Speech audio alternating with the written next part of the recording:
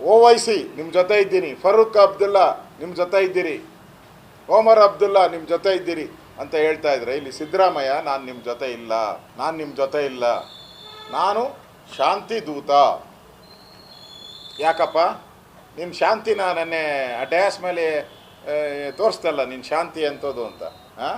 ಅಲ್ಲಿ ನಿನಗೆ ಕಪ್ಪು ಬಾವುಟ ಪ್ರದರ್ಶನ, ನೀನು ಪಾಕಿಸ್ತಾನ ಪರ ಮಾತಾಡಿದ್ದಕ್ಕೆ ಕಪ್ಪು ಬಾವುಟ ಬಿ ಜೆ ಪಿಯವರು ಪ್ರದರ್ಶನ ಮಾಡಿದ್ರೆ ಕಪ್ಪಾಳು ಕೊಡಿಯೋಕೆ ಹೋಗಿದ್ದೆ ಒಬ್ಬ ಪೊಲೀಸ್ ಅಧಿಕಾರಿನ. ಇದಾ ನಿನ್ನ ಶಾಂತಿ?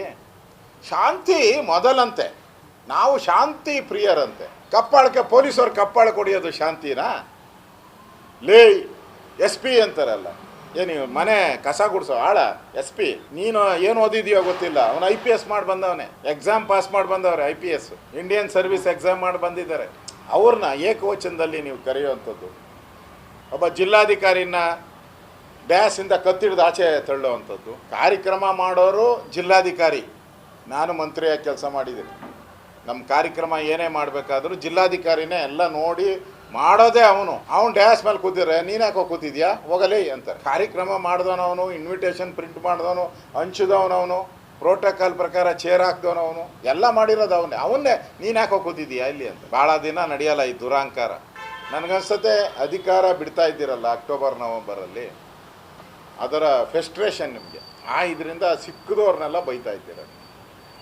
ನಿಮ್ಮ ಪಕ್ಕದಲ್ಲಿ DK ಶಿವಕುಮಾರ್ ಇದ್ದಾರಲ್ಲ, ಅವ್ರೇನು ಹೇಳಿದ್ದಾರೆ ದೇಶಭಕ್ತಿ ಬಗ್ಗೆ? ನೀನು ಸಪೋರ್ಟೇ ಮಾಡಲಿಲ್ಲಲ್ಲ ಸಿದ್ದರಾಮಯ್ಯ ಹೇಳಿಕೆಗೆ. ನಾನೇನು ಹೇಳಲ್ಲ, ಅವ್ರನ್ನೇ ಕೇಳಿ ಅಂತಂದ.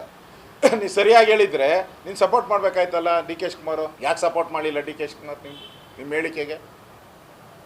ಅಂದರೆ ನಿಮ್ಮ ಹೇಳಿಕೆಗೆ ನಿಮ್ಮ ಉಪಮುಖ್ಯಮಂತ್ರಿಗಳೇ ವಿರೋಧ ಇದ್ದಾರೆ ಅನ್ನೋದು ಅರ್ಥ ಆಯ್ತು. ಬೆಳಗಾವಿಯಲ್ಲಾದ ಅಂಥ ಘಟನೆ, ಇಡೀ ಪೊಲೀಸ್ ಇಲಾಖೆ, ಇಡೀ ಕಾಕಿ ತೊಟ್ಟಿರೋವಂಥ ಪೊಲೀಸ್ ಇಲಾಖೆಗೆ ಈ ರಾಜ್ಯದ ಮುಖ್ಯಮಂತ್ರಿ ಅವಮಾನ ಮಾಡಿದ್ದಾರೆ, ಅಪಮಾನ ಮಾಡಿದ್ದಾರೆ.